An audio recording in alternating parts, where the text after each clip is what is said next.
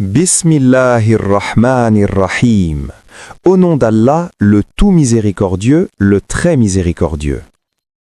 Le Ramadan est le 9e mois du calendrier lunaire islamique et il occupe une place exceptionnelle dans la vie du croyant.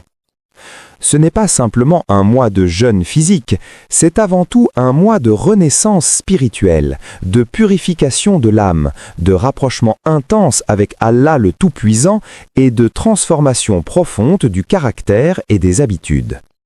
Allah subhanahu wa ta'ala dit dans le noble Coran: « Ô vous qui croyez, le jeûne vous a été prescrit comme il a été prescrit à ceux avant vous, afin que vous soyez pieux. » Sourate Al-Baqarah, verset 183.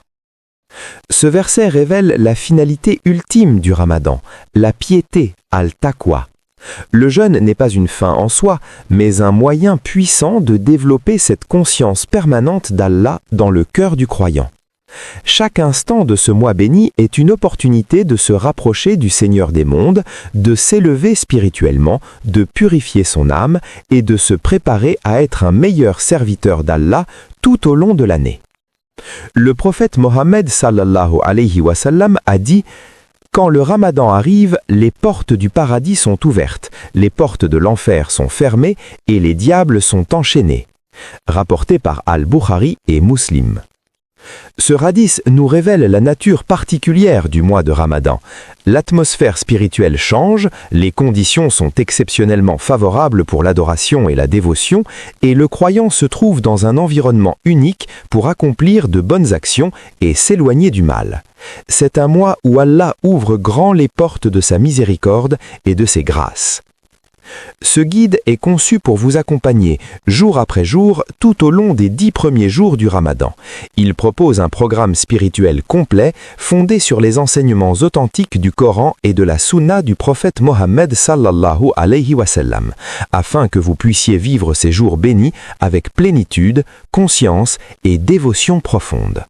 Que ces pages soient une lumière sur votre chemin vers Allah et qu'elles vous aident à faire de ce Ramadan le meilleur de votre vie. Amin. Isti'adad, la préparation du cœur. Le premier jour du Ramadan est un jour de renaissance. C'est le moment où le croyant franchit le seuil d'un mois extraordinaire, un mois que des millions de musulmans à travers le monde attendent avec impatience et espoir. Ce premier jour donne le ton de tout le mois à venir. 1. Le suhour, le repas de l'aube, une sunna bénie. Commencez ce premier jour en respectant la sunna du prophète qui est de prendre le repas de l'aube appelé suhour. Le prophète a dit: « Prenez le repas de l'aube car il y a une bénédiction dans le suhour. » Rapporté par Al-Bukhari et Muslim. Le suhour n'est pas simplement un repas pour soutenir le corps pendant le jeûne, c'est aussi un acte d'adoration en soi lorsqu'il est accompli avec l'intention de suivre la sunna et de se fortifier pour accomplir le jeûne d'Alma. Prenez ce repas même s'il est léger, ne serait-ce qu'une gorgée d'eau, car la bénédiction est dans l'acte lui-même. Le prophète a également dit: « La différence entre notre jeûne et le jeûne des gens du livre est la prise du repas de l'aube. » Rapporté par Muslim. La niyya, l'intention, est le fondement de tout acte d'adoration en islam.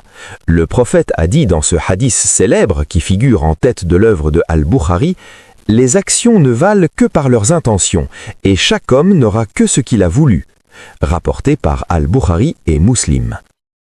Avant l'aube de ce premier jour, renouvelez votre intention pour le jeûne du mois entier. L'intention peut être formulée dans le cœur, et certains savants recommandent de la renouveler chaque nuit pour chaque jour de jeûne. L'essentiel est que cette intention soit pure, sincère et orientée uniquement vers la satisfaction d'Allah. Formulez votre intention en ces termes ou similaires: « Ô Allah, je jeûne demain pour toi, cherchant ta satisfaction et ta récompense, conformément à tes commandements et à la sunna de ton prophète sallallahu alayhi wa sallam, et confiez-vous à Allah et dormez avec un cœur serein. » 3. La prière de Fajr, l'aurore spirituelle. La prière de Fajr au premier jour du Ramadan revêt une signification particulièrement profonde. C'est le premier acte d'adoration du mois béni, le premier pas sur le chemin de la proximité divine. Allah dit dans le Coran: « et accomplis la prière au déclin du soleil jusqu'à l'obscurité de la nuit, et la récitation de l'aurore, car la récitation de l'aurore est témoignée. Sorat al-Isra, verset 78. Accomplis la salate aux deux bouts du jour et à certaines heures de la nuit, car les bonnes actions effacent les mauvaises. C'est là un rappel pour ceux qui se rappellent. Surat Hud, verset 114. Levez-vous pour la prière de Fajr avec enthousiasme et gratitude. Réalisez que de nombreux croyants à travers le monde se lèvent en même temps que vous, formant une communauté unie dans l'adoration d'Allah. Après la prière, restez assis en zikr jusqu'au lever du soleil si possible. Le prophète sallallahu alayhi wa sallam a dit: celui qui prie Fajr en congrégation, puis reste assis à faire le zikr d'Allah jusqu'au lever du soleil, puis prie 2 rakas, aura la récompense d'un hajj et d'une umra complète. Rapporté par At-Tirmizi, hadith Hassan. 4. La lecture du Coran, l'aliment de l'âme. Le Ramadan est le mois du Coran. Allah dit: le mois de Ramadan est celui au cours duquel le Coran a été révélé, comme guide pour les hommes et comme preuve claire de la bonne direction et du critère. Surat al-Baqarah, verset 185. Dès ce premier jour, établissez une relation profonde et régulière avec le livre d'Allah. L'ange Djibril venait chaque nuit du Ramadan réciter le Coran avec le prophète sallallahu alayhi wa sallam, et les savants de l'islam ont établi la tradition de compléter au moins une récitation complète du Coran pendant le mois. Pour compléter le Coran en 30 jours, lisez environ une juz par jour, soit environ 20 pages. Mais ne faites pas de cette lecture une simple récitation mécanique.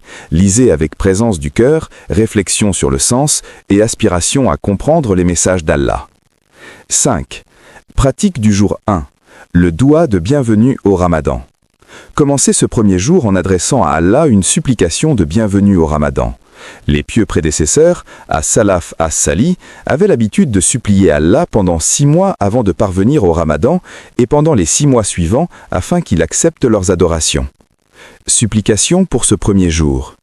Ô Allah, fais que ce croissant se lève sur nous avec sécurité et foi, avec sûreté et islam, et avec la réussite pour accomplir ce que tu aimes et approuves. Passez également ce soir à vous fixer des objectifs spirituels pour le mois. Écrivez-les si possible. Que voulez-vous améliorer dans votre relation avec Allah? Quelles mauvaises habitudes souhaitez-vous abandonner? Quelles bonnes actions souhaitez-vous renforcer? Le Ramadan est le moment idéal pour cette transformation. Le deuxième jour de Ramadan est consacré à la repentance sincère et au retour vers Allah. Le cœur du croyant, nourri par l'intention du premier jour, est maintenant prêt à s'ouvrir à la transformation intérieure la plus profonde, reconnaître ses fautes, se repentir avec sincérité et s'engager sur la voie du renouveau. 1. Comprendre la taouba plus qu'un simple regret. La taouba en islam n'est pas simplement le fait de regretter ses péchés. C'est un processus complet qui comprend plusieurs éléments essentiels. Les savants de l'islam ont défini les conditions d'une repentance valide.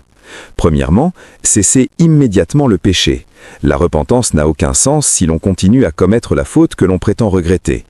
Deuxièmement, regretter sincèrement l'acte commis pour l'amour d'Allah et par crainte de sa déplaisance, et non par peur des conséquences mondaines. Troisièmement, prendre la résolution ferme et sincère de ne jamais recommencer. Et quatrièmement, si le péché a lésé les droits d'autrui, les restituer ou demander pardon à la personne concernée.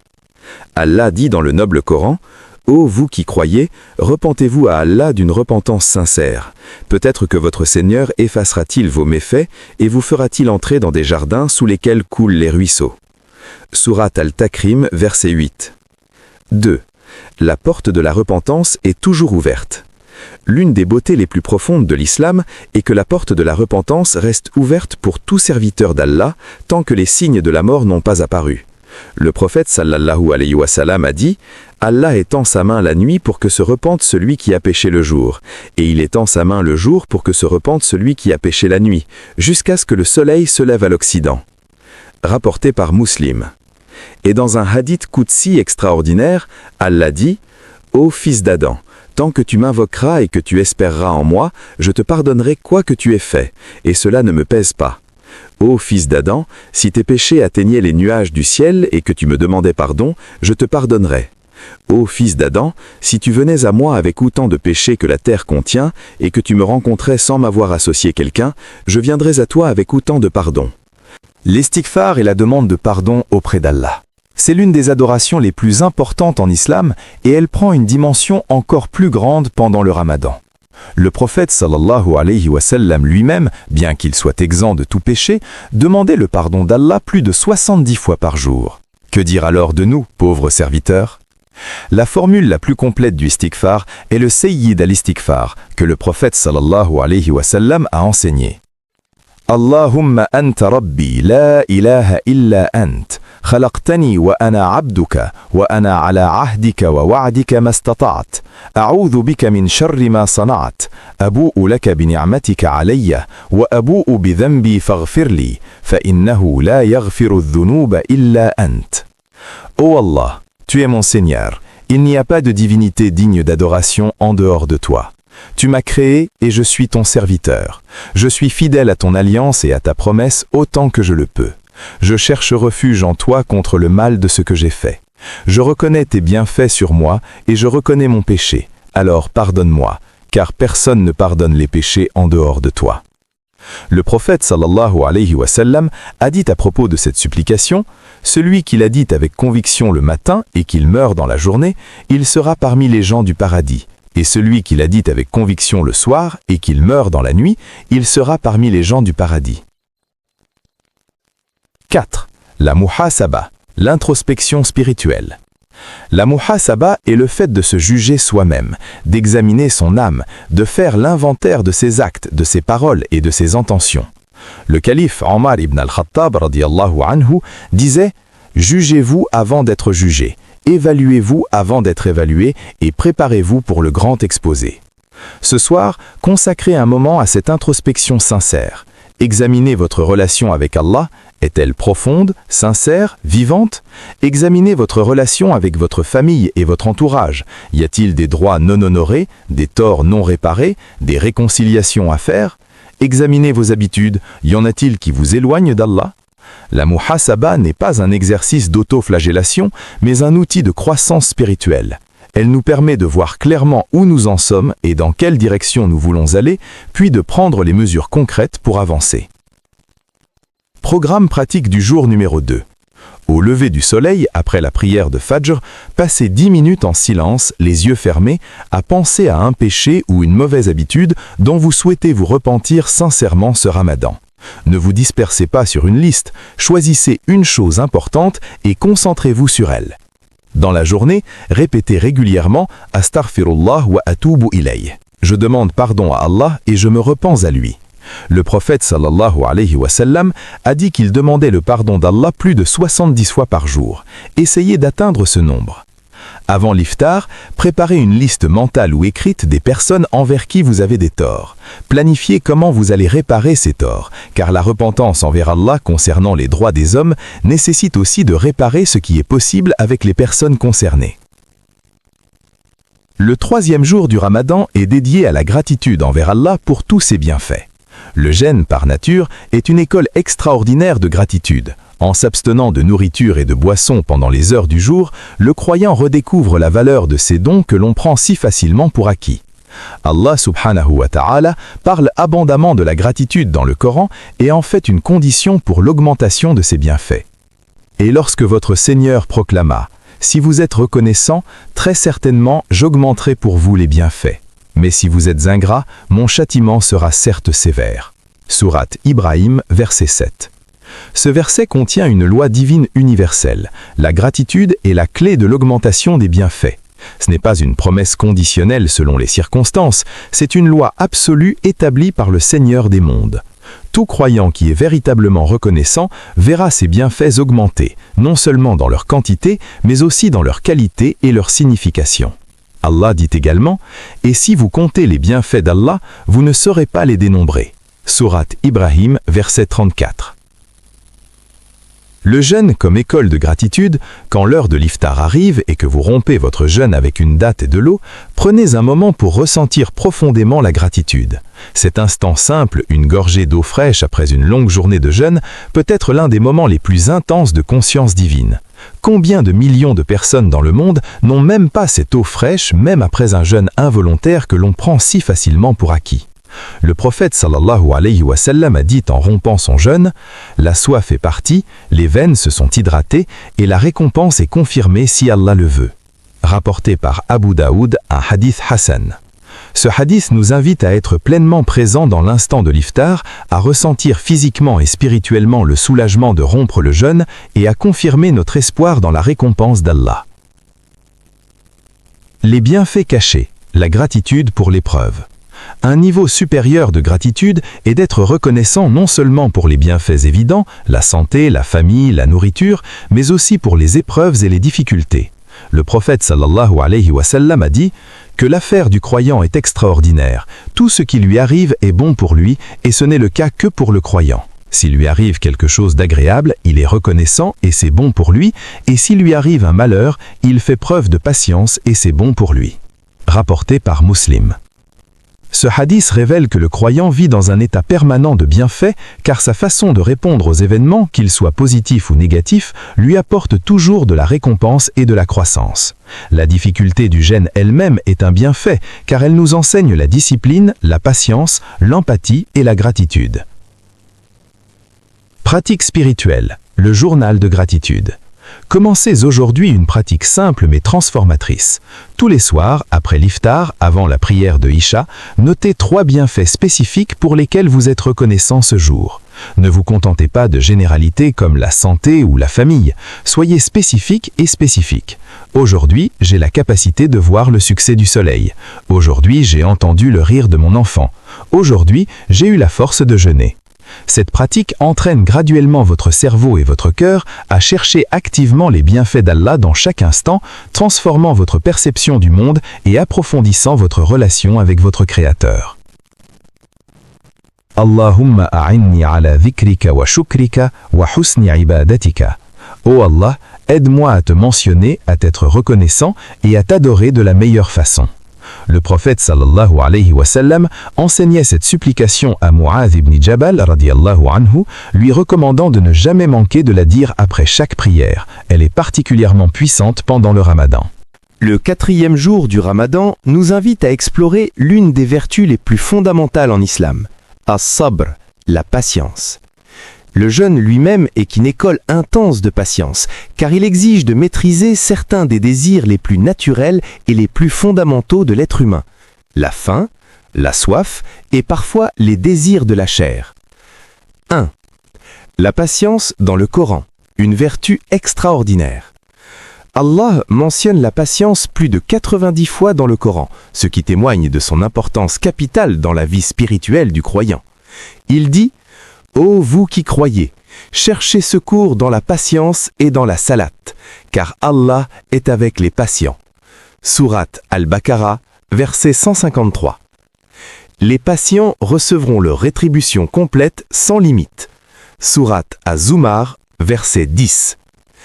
Ce verset est extraordinaire, car Allah dit que la récompense des patients sera sans limite, bi ghayri hisab, alors que les récompenses des autres actes sont multipliées par 10, 70, 700 fois et plus. La patience est la seule vertu dont la récompense est décrite comme infinie, sans mesure ni limite. Quelle dignité accordée à ceux qui font preuve de patience. 2. Les 3 dimensions de la patience. Les savants de l'islam ont identifié 3 dimensions de la patience, toutes importantes dans la vie spirituelle du croyant. La première est la patience dans l'accomplissement des adorations. Accomplir les prières aux heures prescrites, jeûner tout le mois, lire le Coran régulièrement, se lever la nuit pour la prière, tout cela requiert une patience soutenue, une discipline intérieure forte. La deuxième est la patience dans l'abstention des péchés. Le désir du mal est souvent intense et tenace. Se retenir de mentir, de médire, de regarder ce qui est interdit, de s'énerver, tout cela demande une grande maîtrise de soi, une patience profonde. La troisième est la patience face aux épreuves de la vie. La maladie, la perte d'un être cher, les difficultés financières, les injustices. Accepter ces réalités avec confiance en Allah, sans désespoir ni révolte, est le summum de la patience. 3. Le Ramadan, un mois de patience active. Le prophète sallallahu alayhi wa sallam a dit dans un hadith remarquable: le Ramadan est le mois de patience et la récompense de la patience est le paradis. Rapporté par Al-Bayhaqi. Le jeûne du Ramadan, donc, est une formation intensive à la patience. Chaque heure de jeûne est un entraînement de l'âme à maîtriser ses désirs, à transcender ses besoins immédiats pour atteindre une récompense supérieure. C'est un muscle spirituel que l'on développe jour après jour et qui se renforcera tout au long du mois. Le prophète sallallahu alayhi wa sallam a aussi enseigné une pratique importante pour celui qui jeûne et qui se retrouve dans une situation de conflit. Si quelqu'un vous insulte ou cherche à se battre avec vous, dites « Je jeûne, je jeûne ». Rapporté par El-Bukhari et Muslim. 4. Exercice pratique. La maîtrise de la langue. L'une des pratiques les plus importantes de patience pendant le Ramadan concerne la maîtrise de la langue. Le prophète sallallahu alayhi wa sallam a dit « Celui qui ne délaisse pas les fausses paroles et le fait d'y agir, Allah n'a pas besoin qu'il délaisse sa nourriture et sa boisson. » Rapporté par El-Bukhari. Ce hadith est une invitation à comprendre que le jeûne véritable va bien au-delà de l'abstention de nourriture et de boisson. Le jeûne authentique exige aussi de jeûner des péchés de la langue, le mensonge, la médisance, la calomnie, les paroles vaines, les disputes et les conflits inutiles. Aujourd'hui, prenez conscience de chaque parole que vous prononcez. Avant de parler, posez-vous la question: ces paroles sont-elles bonnes, nécessaires et agréables à Allah? Si la réponse est non, gardez le silence. Le prophète sallallahu alayhi wa sallam a dit que celui qui croit en Allah et au jour dernier dise ce qui est bon ou qu'il se taise. Le 5e jour du Ramadan nous ouvre à la dimension sociale et philanthropique de ce mois béni. La générosité est l'une des vertus les plus exaltées en islam et elle prend une importance particulière pendant le Ramadan. 1. Le prophète sallallahu alayhi wa sallam, l'exemple de la générosité. Ibn Abbas, qu'Allah l'agrée, a rapporté: le prophète sallallahu alayhi wa sallam était le plus généreux des gens, et il était encore plus généreux pendant le Ramadan quand Jibril le visitait. Jibril le rencontrait chaque nuit du Ramadan et ils se récitaient mutuellement le Coran. Lorsque Jibril le rencontrait, le messager d'Allah sallallahu alayhi wa sallam était plus généreux pour le bien que le vent qui souffle librement. Rapporté par El-Bukhari. Ce hadith révèle un lien profond entre la générosité et la récitation du Coran. Plus le prophète sallallahu alayhi wa sallam s'imprégnait du Coran avec Jibril, plus sa générosité augmentait. C'est parce que le Coran, lorsqu'il entre véritablement dans le cœur, en élargit ses horizons, en libère l'attachement aux biens matériels et en fortifie l'amour pour les autres. Allah dit dans le Coran: « Ceux qui dépensent leurs biens dans le sentier d'Allah sont comparables à un grain qui donne naissance à 7 épis, chaque épi ayant 100 grains. Et Allah multiplie à qui il veut.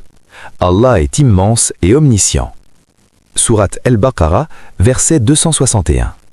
Cette image magnifique du grain qui se multiplie en 700 grains illustre la récompense extraordinaire de la générosité en islam.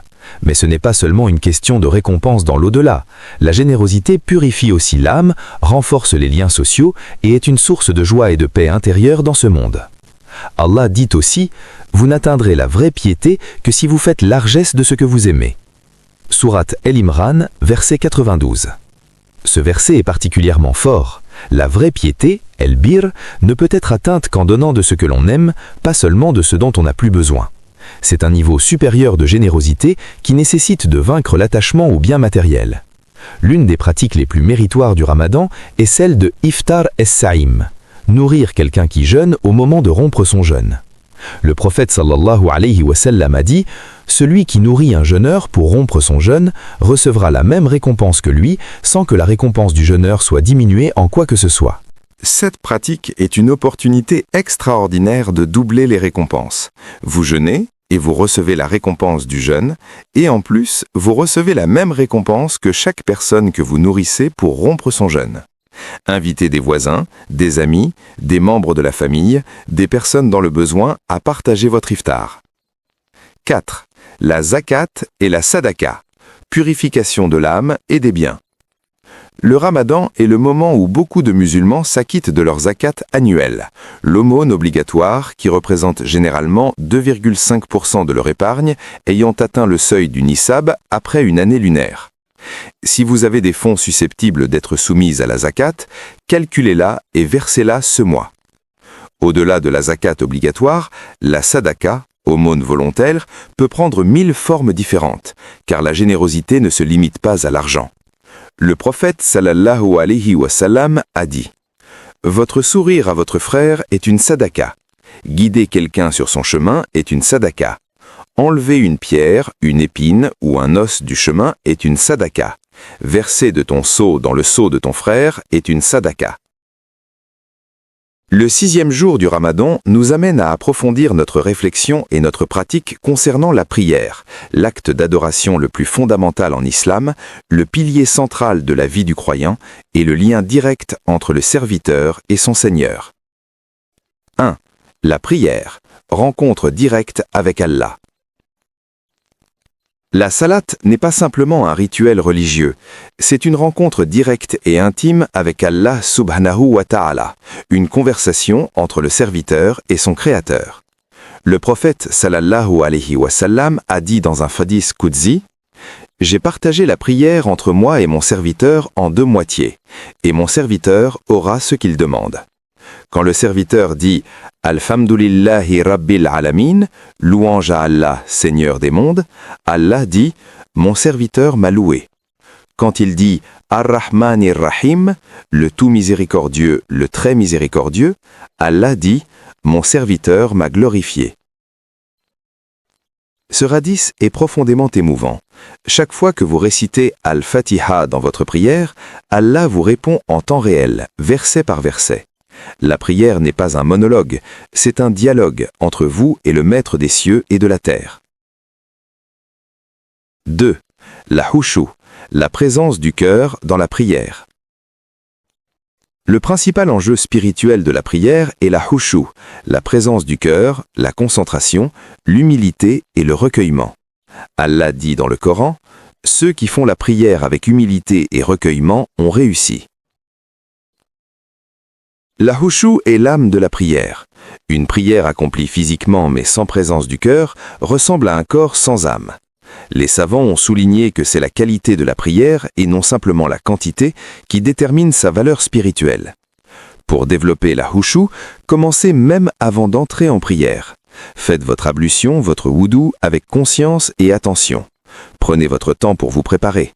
Avant de dire « Allahu Akbar » pour commencer la prière, prenez une profonde inspiration et réalisez devant qui vous allez vous tenir, le Seigneur des cieux et de la terre, le Créateur de toutes choses, le Maître du jour du jugement. 3. La prière de Tarawish, la prière de nuit du Ramadan. La prière de Tarawish est une pratique extraordinaire et magnifique du Ramadan. C'est une prière de nuit accomplie en congrégation dans les mosquées et elle peut se prolonger de 1 à 2 heures selon les communautés. Le prophète sallallahu alayhi wa sallam a dit « Celui qui accomplit la prière de nuit pendant le Ramadan avec foi et en espoir de la récompense d'Allah, ses péchés passés lui seront pardonnés. » La Tarawish n'est pas une obligation, mais c'est une sunna fortement recommandée. Elle permet d'entendre le Coran entier récité au cours du mois, de vivre une expérience communautaire spirituelle unique et de se rapprocher d'Allah dans le silence et la sérénité de la nuit. 4. Les 2 rakats de sunna, une pratique importante. Le prophète sallallahu alayhi wa sallam accordait une grande importance aux prières de sunna, rawatib, qui accompagnent les prières obligatoires. Il a dit « Quiconque accomplit 12 rakats de sunna par jour et par nuit, Allah lui construira une maison au paradis. » Ces 12 rakats comprennent 2 rakats avant Fajr, 4 rakats avant Zohor, 2 rakats après Zohor, 2 rakats après Maghrib et 2 rakats après Isha. Pendant le Ramadan, essayez de ne pas manquer aucune de ces prières de sunna car elles complètent et approfondissent votre connexion avec Allah à travers la journée. Le 7e jour du Ramadan nous plonge dans la pratique du dhikr, la mention et le souvenir d'Allah. Le dhikr est l'une des adorations les plus accessibles et les plus puissantes en islam. Elle peut être pratiquée à tout moment, en tout lieu et dans n'importe quelle situation. 1. Le dhikr dans le Coran, l'aliment du cœur. Allah dit dans ce verset magnifique « Certes, c'est par le dhikr d'Allah que les cœurs se tranquillisent. » Sourate Ar-Ra'd, verset 28. Ce verset révèle une vérité profonde sur la nature humaine. Le cœur de l'homme ne peut trouver de paix véritable que dans le souvenir d'Allah. Les richesses matérielles, les réussites mondaines, les plaisirs de ce monde peuvent apporter une satisfaction temporaire, mais seul le dhikr d'Allah procure cette paix profonde et durable que l'âme recherche désespérément. Allah dit également « Ô vous qui croyez, faites beaucoup de dhikr à Allah et glorifiez-le matin et soir. » Sourate Al-Ahzab, versets 41 et 42. 2. Les formes essentielles du dhikr. Le prophète sallallahu alayhi wa sallam nous a enseigné plusieurs formes de dhikr particulièrement puissantes et méritoires en islam. Voici les plus importantes. Subhanallah, gloire à Allah. Cette formule exalte Allah au-dessus de toute imperfection et de tout ce qui est indigne de sa majesté. Le prophète sallallahu alayhi wa sallam a dit que dire Subhanallah 100 fois dans la journée est équivalent à planter 100 palmiers au paradis. Alhamdulillah, louange à Allah. Cette formule reconnaît que toute louange et toute gratitude appartiennent à Allah. Le prophète sallallahu alayhi wa sallam a dit que Alhamdulillah remplit la balance des actes. Allahu Akbar, Allah est le plus grand. Cette formule proclame la grandeur et la suprématie absolue d'Allah sur toute chose. Le prophète sallallahu alayhi wa sallam a dit qu'Allahu Akbar remplit ce qui est entre le ciel et la terre. La ilaha illallah. Il n'y a pas de divinité digne d'adoration en dehors d'Allah. C'est la formule du Tawhid, la déclaration de l'unicité divine. Le prophète sallallahu alayhi wa sallam a dit que c'est la meilleure chose qu'aient jamais dite tous les prophètes. 3. Le tasbih fatimi, un trésor du prophète sallallahu alayhi wa sallam. Le prophète sallallahu alayhi wa sallam a enseigné à sa fille bien-aimée Fatima az-Zahra, qu'Allah l'agrée, et à son gendre Ali ibn Abi Talib, qu'Allah l'agrée, une pratique de dhikr extraordinaire avant le sommeil. Quand Fatima vint demander une servante à son père en raison de la dureté des travaux ménagers, le prophète sallallahu alayhi wa sallam lui dit « Je vais t'enseigner quelque chose qui vaut mieux pour toi qu'une servante. Dis Subhanallah 33 fois, Alhamdulillah 33 fois et Allahu Akbar 34 fois avant de dormir, rapporté par Al-Bukhari et Muslim.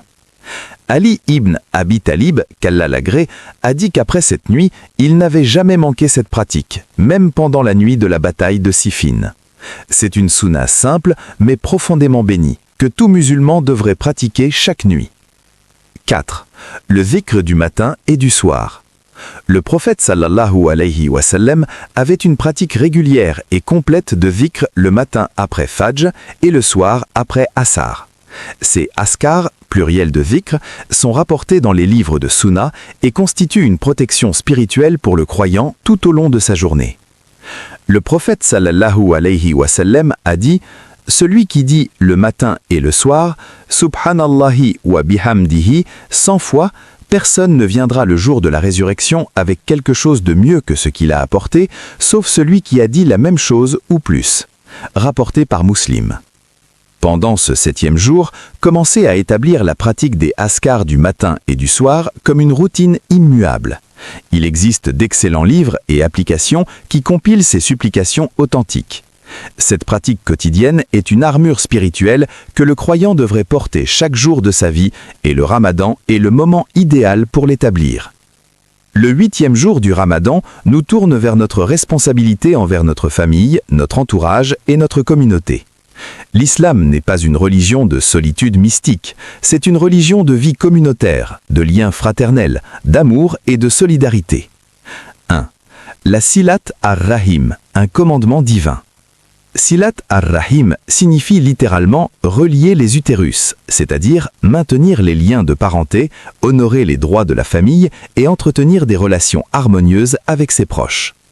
Allah dit dans ce verset magnifique « Et craignez Allah par qui vous vous demandez mutuellement des choses ainsi que les liens du sang, car Allah est certainement observateur sur vous. » Sourate An-Nisa, verset 1. Le prophète sallallahu alayhi wa sallam a dit dans des termes très forts « Ar-Rahim, les liens de sang, est suspendu au trône d'Allah et dit « Celui qui me maintient, Allah le maintient, et celui qui me rompt, Allah le rompt. » rapporté par Al-Bukhari et Muslim. Ce hadith révèle la dimension transcendante des liens familiaux en islam.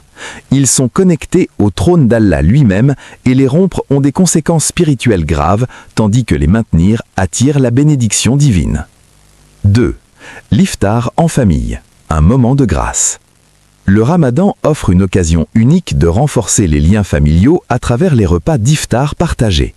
Dans nos sociétés modernes où les familles se dispersent et mangent séparément, l'iftar du Ramadan crée des moments de rassemblement précieux. Essayez pendant ce mois béni de partager l'iftar avec votre famille aussi souvent que possible. Éteignez les téléphones et les écrans pendant ce repas. Parlez, échangez, riez et surtout remerciez Allah ensemble pour ses bienfaits. Ces moments simples peuvent créer des souvenirs durables et des liens profonds. 3. Visitez les proches et appelez les absents. Le Ramadan est le moment de renouer des liens qui se sont peut-être distendus. Y a-t-il un membre de votre famille avec lequel vous n'avez pas parlé depuis longtemps, un oncle, une tante, un cousin que vous n'avez pas visité? Profitez de ce mois béni pour rétablir ces liens. Le prophète sallallahu alayhi wa sallam a dit « Le maintien des liens de sang ne signifie pas de rendre l'appareil, mais de maintenir la relation même quand elle a été rompue par l'autre. » Rapporté par Al-Bukhari. Ce hadith nous enseigne que la vraie silat ar-rahim ne consiste pas simplement à répondre à ceux qui nous contactent, mais à prendre l'initiative de maintenir le lien même quand l'autre l'a rompu. C'est une noble vertu qui demande un dépassement de soi.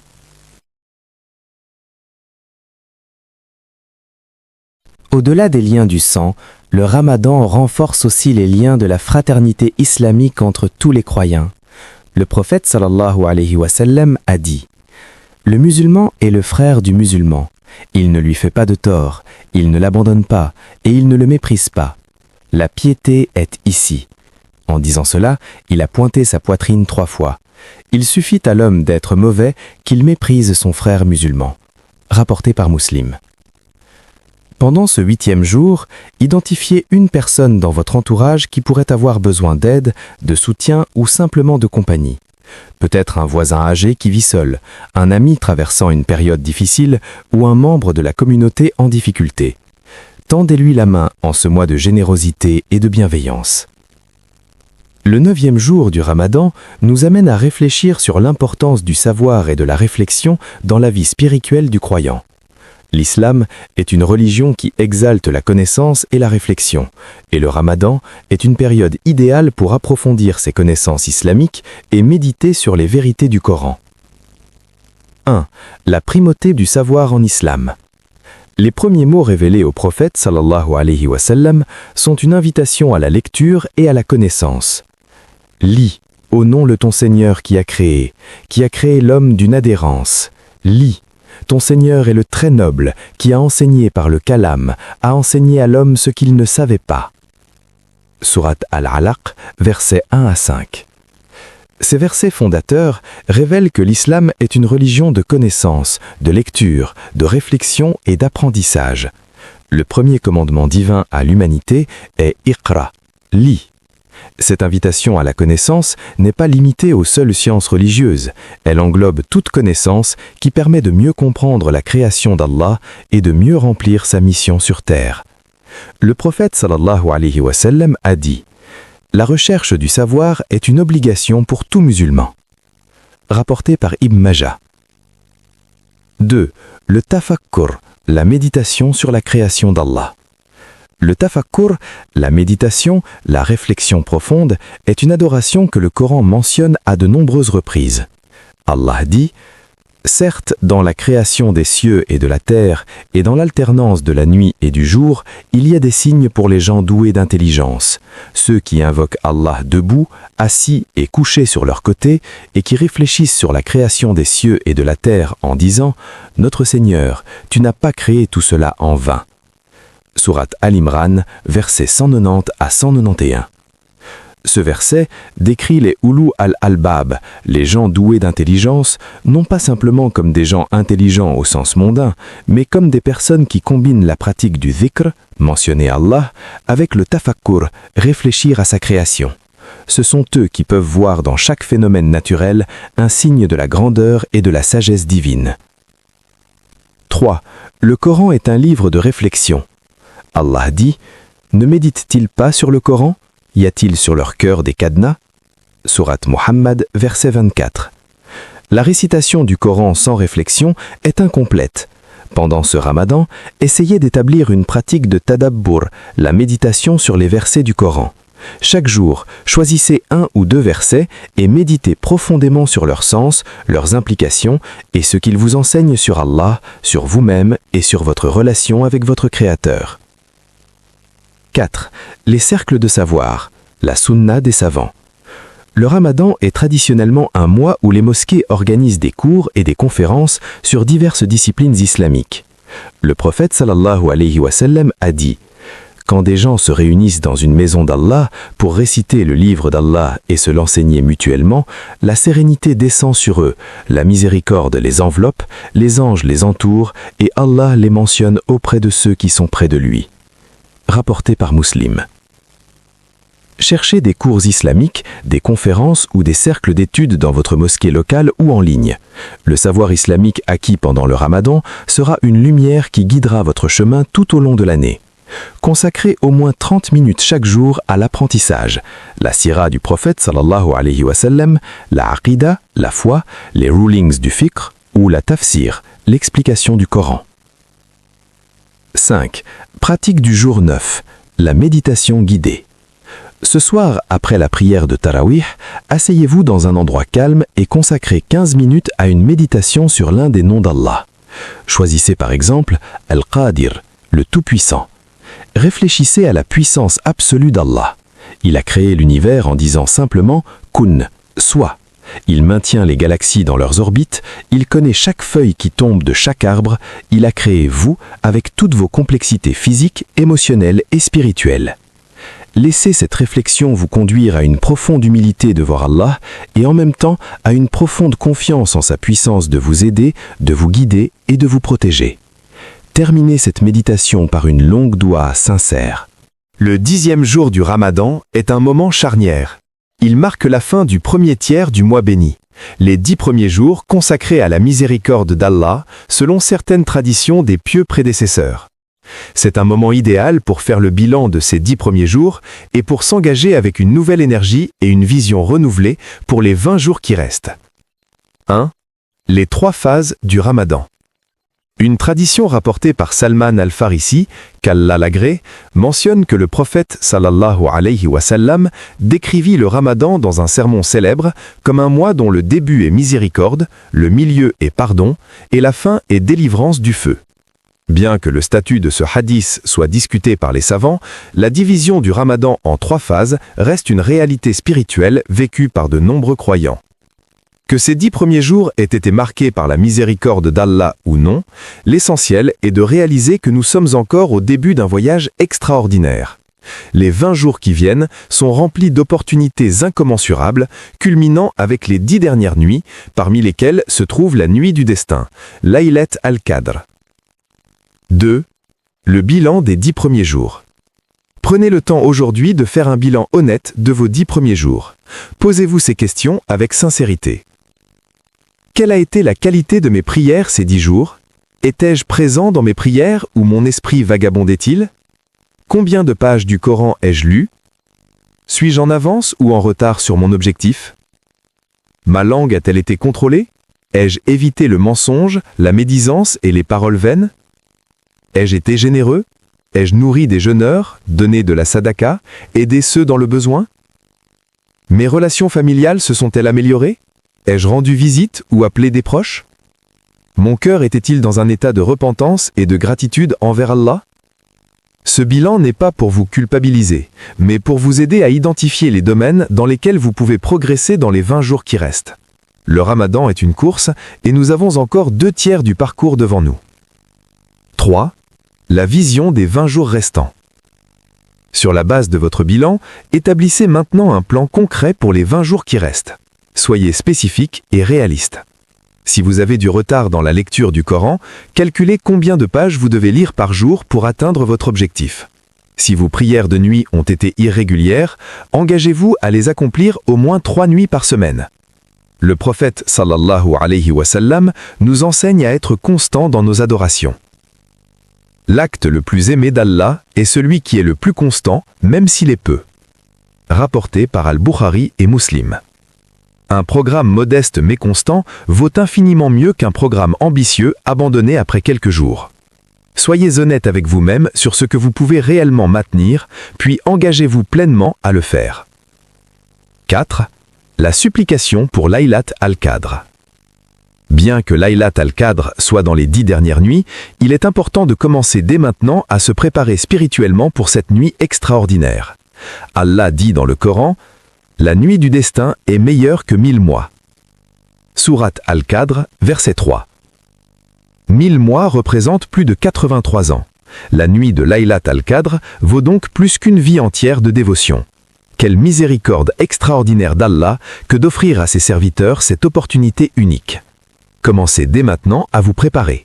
Renforcez vos pratiques spirituelles, travaillez votre rouchou dans les prières et purifiez votre cœur afin qu'il soit prêt à recevoir la lumière de cette nuit bénie.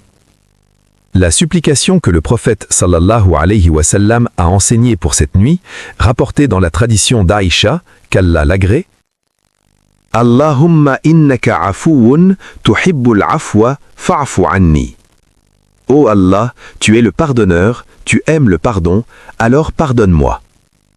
5. L'engagement spirituel pour le reste du mois. Terminez ce 10e jour en faisant une prière sincère et prolongée à Allah. Remerciez-le pour la grâce qu'il vous a accordée de vivre ces 10 premiers jours de Ramadan. Demandez-lui de vous pardonner les insuffisances et les manquements. Demandez-lui de vous fortifier pour les 20 jours qui restent. Et engagez-vous solennellement devant lui à mettre tout votre cœur, toute votre énergie et tout votre amour dans ce qui reste du mois béni. Car le Ramadan passe vite. Les années précédentes témoignent de cette réalité.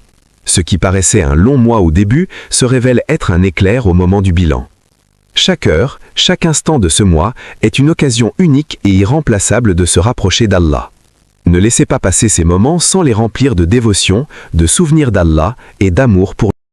Ces 10 premiers jours du Ramadan constituent une introduction extraordinaire à un mois de transformation spirituelle profonde. Chaque jour a été l'occasion d'explorer une dimension particulière de la vie spirituelle du croyant. L'intention sincère, la repentance profonde, la gratitude reconnaissante, la patience endurante, la générosité expansive, la prière recueillie, le dhikr constant, les liens fraternels, la quête du savoir et le bilan lucide. Le prophète sallallahu alayhi wa sallam a dit dans un hadith qui résume l'essence même du Ramadan. Quiconque jeûne le Ramadan avec foi et espérant la récompense d'Allah, ses péchés passés lui seront pardonnés. Rapporté par Al-Bukhari et Muslim. La clé réside dans 2 éléments, imanan, avec foi, et ihtisaban, espérant la récompense d'Allah, c'est-à-dire accomplir le jeûne pour Allah seul avec sincérité. Quand ces 2 conditions sont réunies, la promesse du prophète sallallahu alayhi wa sallam est claire et absolue. Tous les péchés passés seront pardonnés. Mais au-delà du pardon, le Ramadan vise quelque chose d'encore plus profond, la transformation durable du croyant. Le Ramadan ne devrait pas être une parenthèse dans notre vie, un mois de dévotion intense suivi d'un retour aux anciennes habitudes. Il devrait être un catalyseur de changement, le début d'une nouvelle étape dans notre voyage vers Allah. Le signe que notre Ramadan a été véritablement accepté par Allah est que nous sortons de ce mois meilleur que nous y sommes entrés. Meilleur dans nos prières, meilleur dans nos relations, meilleur dans notre caractère, plus proche d'Allah dans nos cœurs. Allah dit dans le Coran « Et adorez votre Seigneur jusqu'à ce que te vienne la certitude, la mort ». Sourate Al-Hijr, verset 99. L'adoration d'Allah n'a pas de fin dans ce monde. Le Ramadan est une école intense, mais la vie entière du croyant est une école de dévotion. Que ces 10 premiers jours vous aient insufflé une nouvelle énergie spirituelle, un amour renouvelé pour Allah et son prophète sallallahu alayhi wa sallam, et une détermination ferme de continuer sur ce chemin de lumière. Nous demandons à Allah, le Tout-Puissant, le Très Miséricordieux, de bénir notre jeûne, d'accepter nos prières et nos supplications, de nous pardonner nos péchés passés et présents, de nous accorder la Laylatul Qadr, de nous libérer du feu de l'enfer et de nous ouvrir les portes de son paradis. Amin, ya Rabbal Alamin. ربنا تقبل منا إنك أنت السميع العليم. Ô notre Seigneur, accepte de nous, car c'est toi l'audient et l'omniscient.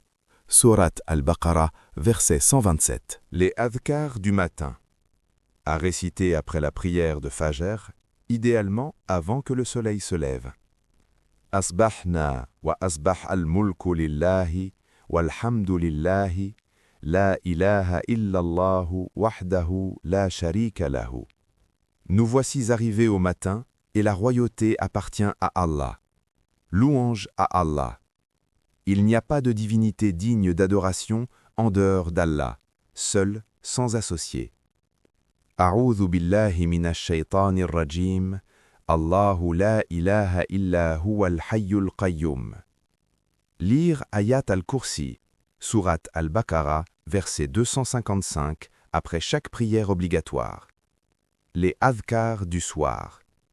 À réciter après la prière d'Asr jusqu'au coucher du soleil.